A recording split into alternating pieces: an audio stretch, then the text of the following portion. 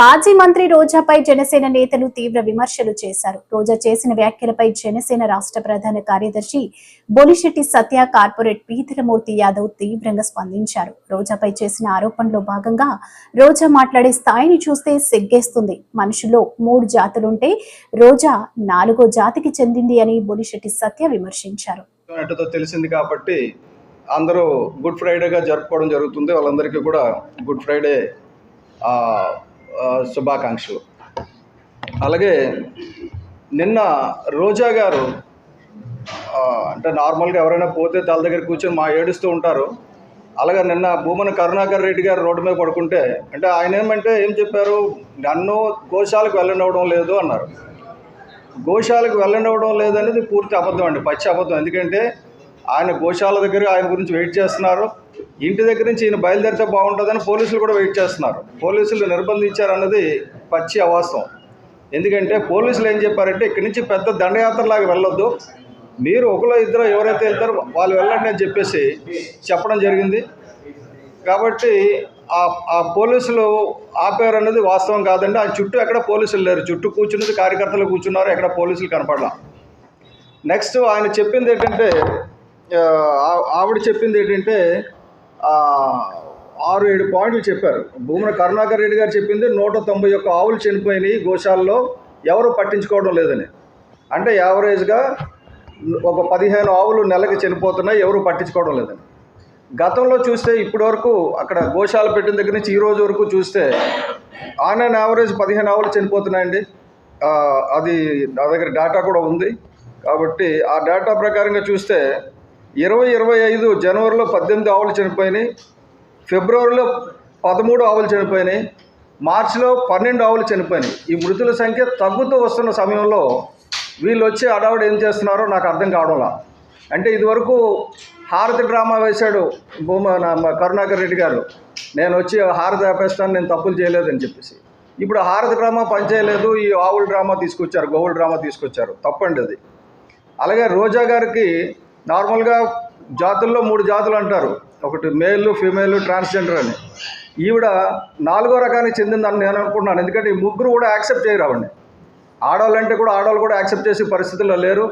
ఆవిడ చేసిన కామెంట్స్ని బట్టి ఆవిడ అడిగిన దానికి సమాధానం చెప్పక్కర్లేదు. కానీ గతంలో సినిమా టికెట్లు బ్లాక్లో అమ్ముకుని సంపాదించినట్టుగా, ఆ తర్వాత దేవస్థానం టికెట్లు విపరీతంగా బ్లాక్లో అమ్ముకుని కూడా డబ్బులు సంపాదించింది అన్న దానికి తిరుపతిలో అంతా కూడా చాలా ప్రచారం జరగడమే కాదు, ప్రముఖ పేపర్లో కూడా వచ్చింది. వీళ్ళు ఏ పేపర్ మీద ఇవిడ డిఫమేషన్ కేసు వేసినట్టు లేదు, మోరల్లెస్ అది యాక్సెప్ట్ చేసినట్టు ఆవిడ.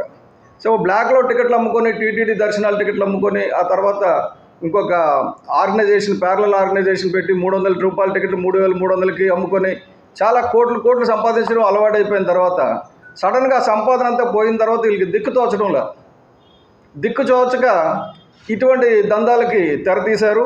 ఆవిడ అడిగిన ప్రధాన ప్రశ్నలు చెప్తున్నానండి. లడ్డూలో కొవ్వు ఉందని చెప్పారు, ఇప్పుడు సుప్రీంకోర్టు ముట్టకాయలు వేసిందని. అది కాదండి, ఆల్రెడీ వైజాగ్ అడుగుపెట్టావు రోజా.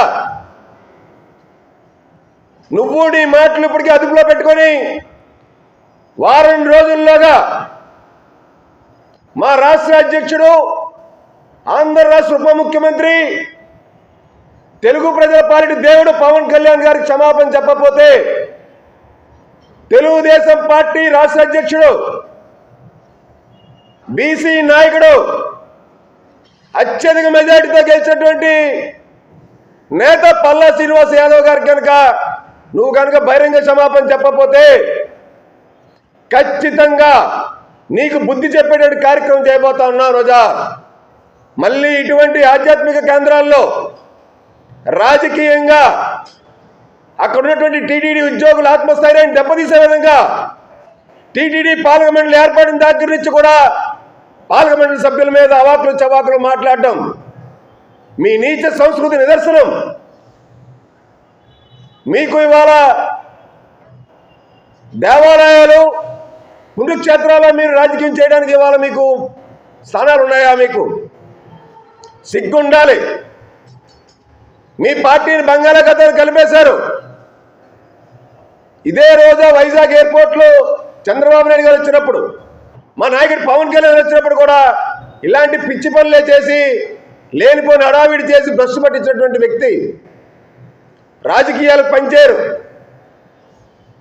ఇటువంటి వాళ్ళు సభ్య సమాజం సిగ్గుపడుతూ ఉందని మాట్లాడేటువంటి భాష.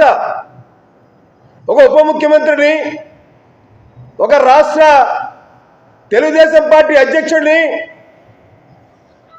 ఇదేనా మాట్లాడేది? నువ్వు ఏకవచనంతో మాట్లాడతావు. నువ్వు మీకు బీసీల పట్ల ప్రేమ, బీసీల పైన అభిమానం ఉందని చెప్పి మళ్ళీ కపటి ప్రేమను మీరు కురిపిస్తూ ఉన్నారు. పక్క మీ బొత్స సత్యనారాయణ ఇక్కడ బీసీ మహిళా మేయర్ దించేస్తారని చెప్పి అంటున్నారు.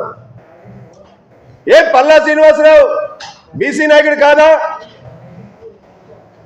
ఈ భారతదేశంలో దాతృత్వం ఉన్నటువంటి ఏకైక వ్యక్తి ఎవరైనా రాజకీయంగా ఉన్నారంటే సమకాలీన రాజకీయాల్లో అది పవన్ కళ్యాణ్ గారు అని చెప్పి వాళ్ళు తెలుగు ప్రజలు ప్రపంచవ్యాప్తంగా చెప్పుకుంటున్నటువంటి తరుణం.